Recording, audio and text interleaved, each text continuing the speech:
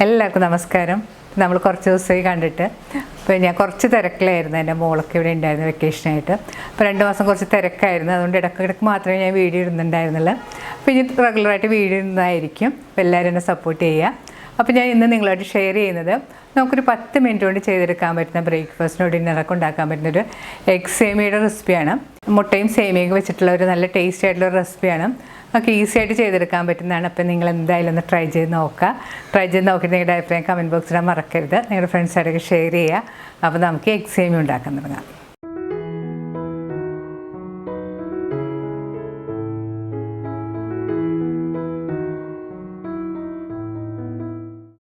Egg സേമിയ ഉണ്ടാക്കാനായിട്ട് ഞാനിവിടെ എടുത്തിരിക്കുന്നത് 200 ഗ്രാമിൻ്റെ ഒരു പാക്കറ്റ് സേമിയാണ്.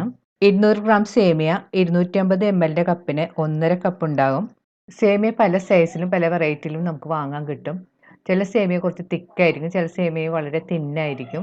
തിൻ സൈസിലുള്ള സേമിയ പെട്ടെന്ന് കുക്കായി കിട്ടും. തിക്കാണെങ്കിൽ കുറച്ച് സമയമെടുക്കും. അപ്പോൾ നിങ്ങൾ ഉപയോഗിക്കുന്ന സേമിയയുടെ പാകത്തിനനുസരിച്ച് വെള്ളം ഒഴിച്ച് കുക്ക് ചെയ്യാൻ ശ്രദ്ധിക്കുക. ഇനി നമുക്കിതിനായിട്ട് വേണ്ടത് ഒരു മീഡിയം സവാള ചോപ്പ് ചെയ്തത്, 2 പച്ചമുളക് വട്ടത്തിൽ അരിഞ്ഞത്, കുറച്ച് കറിവേപ്പില. പച്ചമുളക് നിങ്ങളുടെ എരിവിൻ്റെ പാകത്തിനനുസരിച്ച് എടുക്കുക കേട്ടോ. ഇനി വേണ്ടത് ഒരു വലിയ തക്കാളി ചെറുതായിട്ട് ചോപ്പ് ചെയ്തത്. ഇനി നമുക്ക് വേണ്ടത് 1 ടീസ്പൂൺ ജിഞ്ചർ ഗാർലിക് പേസ്റ്റ് ആണ്. ജിഞ്ചർ ഗാർലിക് പേസ്റ്റ് നിങ്ങളുടെ കയ്യിലില്ലെങ്കിൽ ഇഞ്ചിയും വെളുത്തുള്ളി എല്ലാം ചെറുതായിട്ട് ചോപ്പ് ചെയ്ത് ചേർത്താൽ മതി. ആദ്യം ഈ സേമിയ ഒന്ന് വറുത്തെടുക്കണം. അതിനായിട്ട് ഞാനിവിടെ ഒരു പാൻ ചൂടാക്കാൻ വെച്ചിട്ടുണ്ട്. പാൻ ചൂടാകുമ്പോൾ അതിലേക്ക് 1 ടീസ്പൂൺ എണ്ണ ഒഴിച്ചു കൊടുക്കാം.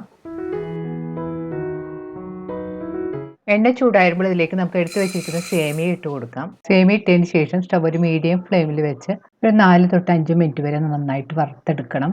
മീഡിയം ഫ്ലെയിമിൽ തന്നെ വറുത്തെടുക്കണം. സേമിയ കരിഞ്ഞൊന്നും പോകരുത്. ഇപ്പോൾ സേമിയ വറുക്കാൻ തുടങ്ങിയിട്ട് ഒരു 5 മിനിറ്റ് ആയിട്ടുണ്ട്. ഇനി നമുക്ക് സ്റ്റവ് ഓഫ് ചെയ്യാം. ഇനി വറുത്തെടുത്ത സേമിയ നമുക്കൊരു പ്ലേറ്റിലേക്ക് മാറ്റി വെക്കാം.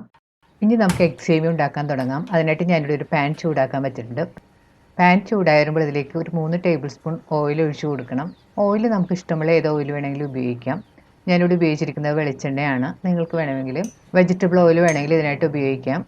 എണ്ണ നല്ലതുപോലെ ചൂടായി വന്നിട്ടുണ്ട്. ഇതിലേക്ക് നമുക്കൊരു 1/2 ടീസ്പൂൺ കടുക് ഇട്ട് പൊട്ടിക്കണം. കടുക് നന്നായിട്ട് പൊട്ടിത്തുടങ്ങുമ്പോൾ ഇതിലേക്ക് നമുക്ക് 1/2 ടീസ്പൂൺ ചെറിയ ജീരകം കൂടി ഇട്ട് കൊടുക്കാം. കടുകും ജീരകവും പൊട്ടിക്കഴിയുമ്പോൾ ഇതിലേക്ക് കുറച്ച് കറിവേപ്പിലയും 2 ഉണക്കമുളകും 2ആയിട്ട് മുറിച്ചും കൂടി ചേർത്ത് കൊടുക്കാം. ഉണക്കമുളകും കറിവേപ്പിലയും നന്നായിട്ട് മൂത്ത് വരുമ്പോൾ ഇതിലേക്ക് ചോപ്പ് ചെയ്ത് വെച്ചിരിക്കുന്ന സവാളയും പച്ചമുളകും കൂടി ചേർത്ത് കൊടുക്കണം. ഇവ ചേർത്തൊന്ന് നന്നായിട്ട് വഴറ്റി കൊടുക്കാം. ഇപ്പോൾ സവാള ഒന്ന് ചെറുതായിട്ട് സോഫ്റ്റായി കളറെല്ലാം മാറി തുടങ്ങിയിട്ടുണ്ട്. ഈ സമയത്ത് നമുക്ക് ഇതിലേക്ക് 1 ടീസ്പൂൺ ജിഞ്ചർ ഗാർലിക് പേസ്റ്റ് ചേർത്ത് കൊടുക്കാം. ഇനി ഇതൊന്ന് നല്ലതുപോലെ വഴറ്റി കൊടുക്കാം. ഇഞ്ചി വെളുത്തുള്ളി പേസ്റ്റിൻ്റെ പച്ചവെള്ളം മാറുമ്പോൾ ഇത് നന്നായിട്ട് വഴറ്റാം. ഇനി ഇതിലേക്ക് 1/2 ടീസ്പൂൺ മഞ്ഞൾപ്പൊടി, 1 ടീസ്പൂൺ കാശ്മീരി ചില്ലിപ്പൊടി, 1/4 ടീസ്പൂൺ മല്ലിപ്പൊടിയും കൂടി ചേർത്ത് കൊടുക്കാം. മല്ലിപ്പൊടി വളരെ കുറച്ച് ചേർത്താൽ മതി. ഇതിന് ശേഷം ഇത് നന്നായിട്ട് വഴറ്റി കൊടുക്കാം. മുളക് പൊടിയെല്ലാം നിങ്ങളുടെ ഇഷ്ടത്തിനനുസരിച്ച് കൂട്ടുകയും കുറയ്ക്കുകയൊക്കെ ചെയ്യാം. സാധാരണ മുളക് പൊടിയാണെങ്കിൽ 1/2 ടീസ്പൂൺ മുളക് പൊടി ചേർത്താൽ മതി. ഇനി ഇത് നന്നായിട്ട് വഴറ്റി കൊടുക്കാം. പൊടിയുടെ പച്ചമണം മാറുന്നവരെ നന്നായിട്ട് വഴറ്റി കൊടുക്കണം. ഇനി ഇതിലേക്ക് അരിഞ്ഞു വെച്ചിരിക്കുന്ന തക്കാളിയും കൂടി ചേർത്ത് നല്ലതുപോലെ വഴറ്റി കൊടുക്കാം. ഇതിലേക്ക് 1 ടീസ്പൂൺ ഉപ്പ് പൊടിയും കൂടി ചേർത്ത് വീണ്ടും നന്നായിട്ട് വഴറ്റി കൊടുക്കാം.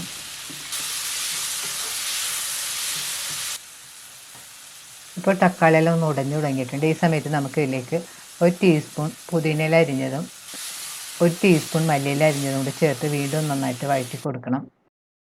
ഇപ്പോൾ തക്കാളി നല്ലതുപോലെ ഉടഞ്ഞു വന്നിട്ടുണ്ട്. ഈ സമയത്ത് നമുക്കിതിലേക്ക് 3 കപ്പ് ചൂടുവെള്ളം ചേർത്ത് കൊടുക്കണം. പ്രത്യേകം ശ്രദ്ധിക്കുക, തണുത്ത വെള്ളമല്ല ചൂടുവെള്ളം വേണം ചേർത്ത് കൊടുക്കാനായിട്ട്. തിൻ സൈസിലുള്ള സേമിയ ആണെങ്കിൽ ഇത്രയും വെള്ളമൊന്നും ചേർക്കേണ്ട ആവശ്യമില്ല.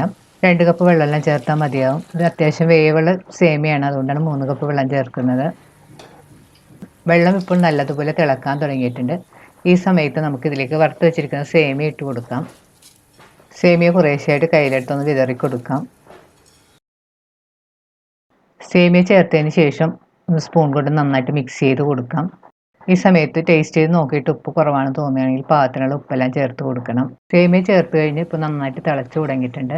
ഈ സമയത്ത് സ്റ്റവ് ഒരു മീഡിയം ഫ്ലെയിമിലേക്ക് വെക്കണം. അതിനുശേഷം പാനൊന്ന് മൂടി വെച്ച് കുറച്ച് സമയം കുക്ക് ചെയ്യണം.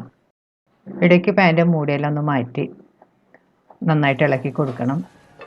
വീണ്ടും മൂടി വെച്ച് കുക്ക് ചെയ്യാം. ഇപ്പോൾ സേമിയയിലുള്ള വെള്ളമെല്ലാം കുറച്ച് വറ്റി സേമിയ കുക്കായി തുടങ്ങിയിട്ടുണ്ട്. സേമിയ കൂടുതൽ ഡ്രൈ ആയി പോകരുത്, കുറച്ച് വെള്ളം അതിൽ വേണം. ഈ സമയത്ത് നമുക്കിതിലേക്ക് 3 മുട്ട അതിൻ്റെ മുകളിലേക്ക് പൊട്ടിച്ചൊഴിച്ച് കൊടുക്കാം. നമ്മൾ സാധാരണ ബുൾസൈ ഉണ്ടാക്കുന്നത് പോലെ സേമിയയുടെ പുറത്തേക്ക് ഇതുപോലെ പൊട്ടിച്ചൊഴിച്ച് കൊടുത്താൽ മതി. ഇനി മുട്ടയുടെ പുറത്തേക്ക് കുറച്ച് കുരുമുളക് പൊടി തൂവി കൊടുക്കണം. ഇനി പാനൊന്ന് മൂടി സ്റ്റവ് ഒരു ലോ ഫ്ലെയിമിൽ വെച്ച് 2-3 മിനിറ്റും കൂടി കുക്ക് ചെയ്യണം. 3 മിനിറ്റിന് ശേഷം പാൻ്റെ മൂടി തുറന്ന് നോക്കാം. ഇപ്പോൾ മുട്ടയിൽ ഏകദേശം കുക്കായി വന്നിട്ടുണ്ട്.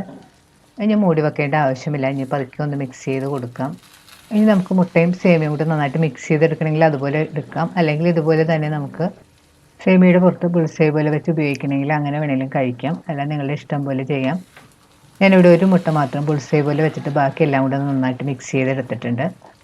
സേമിയയും മുട്ടയും കൂടി ഇതുപോലെ നന്നായിട്ട് മിക്സ് ചെയ്തെടുക്കുമ്പോഴാണ് കൂടുതൽ ടേസ്റ്റ്. നല്ലതുപോലെ മിക്സ് ചെയ്തെടുത്തതിന് ശേഷം ഇതിൻ്റെ മുകളിലേക്ക് കുറച്ച് മല്ലിയില തൂക്കി നമുക്ക് ഗാർണിഷ് ചെയ്യാം. ഇനി സ്റ്റവ് ഓഫ് ചെയ്ത് നമുക്കിത് മാറ്റി വെക്കാം. ഇപ്പോൾ നമ്മുടെ രുചികരമായ എഗ് സേമിയ റെഡി ആയിട്ടുണ്ട്. വളരെ ഈസി ആയിട്ട് ഒരു 10 മിനിറ്റ് കൊണ്ട് നമുക്ക് ബ്രേക്ക്ഫാസ്റ്റിനോ ഡിന്നറിനൊക്കെ ഉണ്ടാക്കി കഴിക്കാൻ പറ്റിയ റെസിപ്പിയാണ്. അപ്പോൾ നിങ്ങൾ എന്തായാലും ഒന്ന് ട്രൈ ചെയ്ത് നോക്കുക. ട്രൈ ചെയ്ത് നോക്കിയിട്ട് നിങ്ങളുടെ അഭിപ്രായം കമൻറ്റ് ബോക്സിൽ മറക്കരുത്. നിങ്ങളുടെ ഫ്രണ്ട്സായിട്ടൊക്കെ ഷെയർ ചെയ്യുക. വീണ്ടും ഇതുപോലുള്ള നല്ല സിമ്പിളും ടേസ്റ്റിയുമായിട്ടുള്ള റെസിപ്പി ആയിട്ട് നമുക്ക് കാണാം. താങ്ക്